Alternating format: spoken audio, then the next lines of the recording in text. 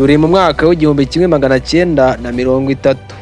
Umwana w'umunyajamaica witwa Bob Marley ubwo yaragiye ihene akaza kuvumbura icyatsi ihene ze zakundaga cyane, byaje gutuma nawe akora ubushakashatsi. Ni nyuma y'uko ubwo yajyaga kuragira ihene umunsi ukurikiyeho yazishaka akazibura, agasanga zagiye kurya kuri cya cyatsi, maze mu bushakashatsi yakoze nawe arya kuri cya cyatsi, ibyatumye agikunda cyangwa se atwarwa kurusha ihene ze. Muri make nyine yarabaye wa mugabo w'umusogongezi wabaye addicted. Aha ni naho byahereye avumbura iki cyatsi. Uzumva abenshi bacyita ishami aha mu Rwanda, cyangwa se bakacyita umusongo bitewe n'aho uherereye. Niyo wumva bavuze kurira ishami cyangwa se kugera mu bishorishori, nabwo uzamenye ko bavuga iki cyatsi cya Bob Marley cyamaze gukwirakwira ahantu hose ku isi.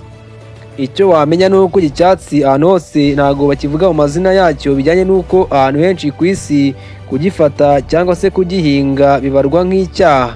Ariko nanone kandi iki cyatsi cya Bob Marley ni kimwe mu cyatsi gikoreshwa n'abantu batari bake, akaba ari nayo mpamvu nkubwiye ngo gikunda gukoreshwa mu masirenge. Akenshi umuntu ugikoresha uzumva bamwita intwari ya Bob Marley. Nubwo bitemejwe neza koko niba ari we wakivumbuye cyangwa se niba ari we wagihanze, kugihanga byo wenda nanjye naba ndengereye katuve ko ari we wakivumbuye ntacyo bitwaye. Ariko nanone kandi icyatsi cya Bob Marley, bimwe mu bintu byiza bakivugaho, bavuga ko ari kimwe mu bimera bikora ijwi, aho abahanzi benshi ku isi usanga bakunda kugifata. Si ku isi gusa kandi kuko no mu Rwanda uyu muco umaze kuba ubukombe, aho usanga abahanzi benshi mbere yo gukora stage cyangwa se kujya ku rubyiniro babanza gufata ibikoresho mu ndimi z'iki gihe ko dukunda kuzita muri showbiz nyarwanda. Ibi byatumye urwego rw'igihugu rushinzwe ubugenzacyaha RIB rufata abahanzi benshi ndetse n'ibyamamare bigiye bitandukanye aha mu Rwanda kubwo kwizera imbaraga zituruka kuri iki kimera, bakagikoresha ntacyo bitangiriye, benganyije ko gihanwa n'amategeko cyangwa se kitemewe n'amategeko y'u Rwanda ahana ibyaha. Ni mu nyemerere bakunzi ba RAB Entertainment, laboratwari nkuru y'u Rwanda, turebere hamwe ibyamamare 10 byagaragaye ko bikoresha ikinyabutabire gituruka ku mugongo w'ingona.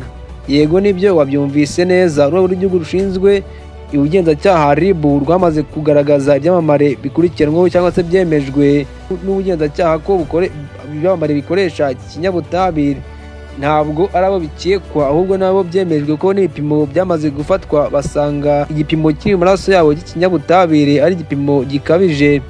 Munyemerere duhere ku mwanya wa 10. Ku mwanya wa 10 nta gutinda turaza kuhasanga umuhanzi wamamaye mu muziki nyarwanda ku mazina ya Afrique. Uyu ni umwe mu bahanzi bataga icyizere muri muzika nyarwanda, kuko ubwo yazaga mu mwaka wa 2020 muri music nyarwanda yakoze indirimbo yitwa Agatunda, indirimbo yakunzwe n'abatari bake, ibyatumye kugeza kuri icyo gihe akurikiranwa na benshi batangira kumugirira icyizere ndetse no kumukunda. Gusa none uko ubwamamare bwazamukaga, we ntabwo ariko yabitekerezaga, kubera ko ari nako we yitangiraga gufata kuri iki kinyabutabire. Maze gateye kabiri tuza kumva ngo uyu muhanzi yajyanywe ahazwi nka muri rehab, aho agiye kuganirizwa ndetse agafashwa kureka ibiyobyabwenge.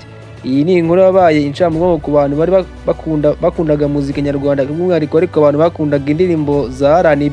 Niyo mu bahanzi bari bakunzwe kandi bafite impano bigaragarira buri wese. Gusa ubwo yajyanwaga muri rehab, uyu ni umwe mu bahanzi bababaje abatari bake, ariko nta kindi cyo gukorwa uretse kubyakira. Tugategereza ko tuzabona abahanzi beza, cyangwa se tuzagaruka muri muzika nyarwanda nawe akazagaruka akaza yarisubiyeho. Nta gutinda tugere ku mwanya wa 9. Mwanya wa 9 turaza kuhasanga umuhanzikazi wamenyekanye muri muzika nyarwanda nka Ariel Ways. Uyu nawe ni umwe mu bakunzwe cyane muri new generation yaje icyorezo cya COVID-19. Uyu muhanzi yaje muri music nyarwanda ahabwa attention cyangwa se ategwa amatwi n'abatari bake nyuma yo gukora indirimbo yise Away yahuriyemo na Juno Kizigenza, bari kumwe na umunyenga w'urukundo utarateye kabiri. Gusa ariko yakoze indirimbo nyinshi zigiye zitandukanye zagiye zikundwa. Ariel Ways ni umwe mu bahanzikazi bataga icyizere muri muzika nyarwanda ko azafasha Knowless muri muzika nyarwanda, kuko ni umukobwa byagaragara ko akora agahozaho bigaragarira buri wese. Ariko byaje gutangaza abantu kuko ubwo bwamamare gukomeza kuzamuka, niko ingeso mbi zakomeza kugenda zimuvugwaho. Yavuzwe mu ngeso nyinshi zirimo ubutinganyi n'umuhanzikazi utarakagwiza ubwamamare witwaga Babu, nawe umwandagara wundi. Gusa ariko nanone wibuke neza, uyu Ariel Ways we yaramaze gufata irangi, niko navuga mu ndimi z'iki gihe, ariko uyu Ariel Ways ntago yabyitayeho kuko yaje kugendwa muri rehab nyuma yo kugaragaraho no gukoresha ikinyabutabire nakubwiye gituruka ku mugongo w'ingona. Kugeza kuri ubu bavuga ko imiziki ya Ariel Ways iri mu bigori, akavuga n'abapacyangwe banza hari atababeshye, cyane ko n'abafana be ubu bababaza Ariel Ways muri muzika nyarwanda ikiniga cyabakindura.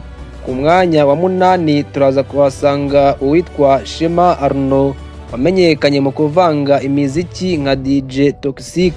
Kugeza kuri ubu ari mu igororero rya Nyarugenge, aho mu byaha yahamijwe harimo n'icyaha cyo gukoresha ibiyobyabwenge, akaba yaranishijwe igihano cy'umwaka umwe. Ku mwanya wa 7 turahasanga umwe mu bahanzi beza bazi kwandika indirimbo ndetse no kuririmba. Uyu nta wundi akaba yitwa Uworizagwira Florier wamenyekanye muri muzika nyarwanda nka Ya Mpano.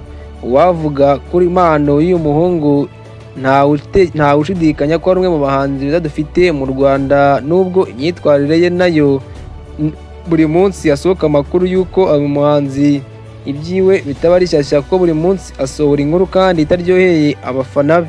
Uyu muhanzi witwa Uworizagwira Florier Ya Mpano, nyuma yo kugaragaza video ye arimo atera akabariro ashishikaye n'umukunzi we, ibi byatumye abenshi barimo Jihad w'abashu ndetse n'abandi bajya muri gereza.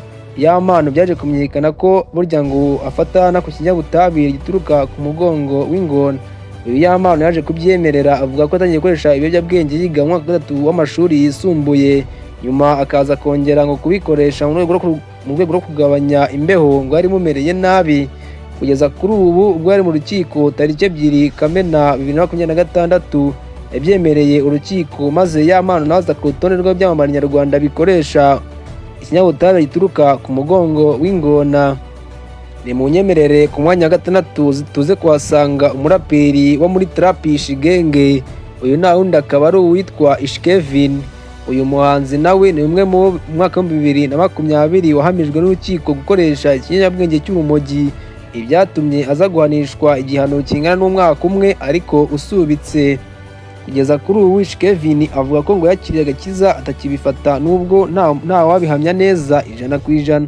Ku mwanya wa 5 turahasanga umukinnyi w'umupira w'amaguru umunyezamu witwa Kwizera Olivier w'ikipe y'igihugu y'u Rwanda Amavubi, ndetse n'amakipe menshi yagiye akinira aha mu Rwanda.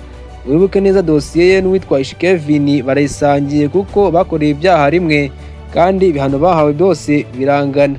Nta gutinda ku mwanya wa 4 turaza kuhasanga uwitwa Uwimana Francis uzwi nka Fireman cyangwa se Ikibiriti. Uyu nawe niwe mu mbata y'ibiyobyabwenge cyane cyane ariko ibituruka ku mugongo w'ingona.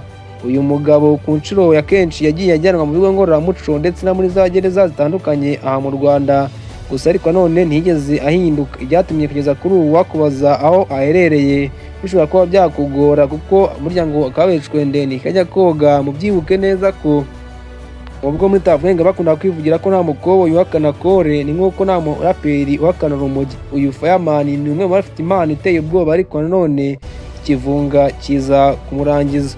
Icyo nakubwira kuri Fireman kugeza kuri ubu banza umuziki atari hamwe mu abarizwa, banza asigaye afite ahandi hantu asigaye abarizwa. Ku mwanya wa 3 nta gutinda turaza kuhasanga umunyamakuru witwa Sengabo Jean Bosco uzwi cyane nkafata ku mavuta. Uyu nawe byemejwe ko mu maraso ye harimo ikinyabutabire kirutaye cyakabaye kiri mu maraso ye. Aha niwe maze gufata ku kinyabutabire maze akagenda akifatira abantu agakora ibyaha bigiye bitandukanye. Kugeza kuri ubu ufata ku mavuta akatiye imyaka igera kuri 3, kandi mu by'ukuri imyaka agiye kuyimara muri gereza y'Amageragere azira gufata kuri ibi binyabutabire. Icyo nakubwira ko muri laboratoire ya Rwanda Forensic Laboratory bagaragaje ko ufata ku mavuta ikinyabutabire kiri mu maraso ye gishobora kuba cyaturitsa n'ibipimo. Nta gutinda ku mwanya wa 2 turaza kuhasanga uwitwa Turayirwa Moses wamenyekanye nka Motion bwo gushinga inzu y'imideri yitwa Motions. Uyu ni umwe mu bastar nyarwanda wavuga ko ari bahagaze heza atababeshya, gusa kubera ko gukunda ishami rya Bobo Marley kugeza kuri ubu amaze gufungwa inshuro zigera kuri ebyiri zose kandi azira icyaha kimwe kijyanye no gukoresha ibiyobyabwenge. Gusa uyu mugabo we yivugira ko atakabaye abibazwa kubera ko ajya yifata akenshi ari mu gihugu cy'Ubutaliyani, kandi ubyibuke neza ahangaha ngo ikiyobyabwenge kiba cyemewe. Gusa nibivanaho ko ari muri gereza akaba ari kugororwa ngo turebe ko azagaruka yarisubiyeho. Ku mwanya wa mbere nta gutinda turaza kuhasanga uwitwa Gisa Kibati cyangwa se Gisa Cy'Inganzo, umwe mu bahanzi beza u Rwanda rwagize mu guhogoza, ari nako abakunze uyu muhanzi amarira akibazenga mu maso kubwo kubura impano yari iteye ubwoba cyangwa se itanga icyizere kurusha izindi ubwo yakoraga indirimbo yitwaga Uruyenzi, imwe mu ndirimbo kugeza kuri ubu zigikunzwe nubwo hashize imyaka irenga 12 ayisohoye. Gusa Gisa Cy'Inganzo ni umwe mu barangijwe cyane no gukoresha ibiyobyabwenge. Kugeza kuri ubu ari hanze aho agiye ajya mu magereza atandukanye nawe ngororamuco, ariko na n'ubu ntabwo muri muzika nyarwanda turabona Gisa Cy'Inganzo umwe twamenye. Mbashimiye ko mwabanye natwe muri iki kiganiro aho twareberaga hamwe abasitari 10 babaswe n'urumogi aha muri showbiz nyarwanda. Mukomeze mugire ibihe byiza, mudukunde kandi mudukurikire. Mwibutse ko abangaba nabo byemejwe n'umuvugizi wa RIB Murangira BTL. Iyi channel yitwa RAB Entertainment Rwanda. Mukomeze mudukunde kandi mushyigikire ibihe byiza. Imana ibarinde.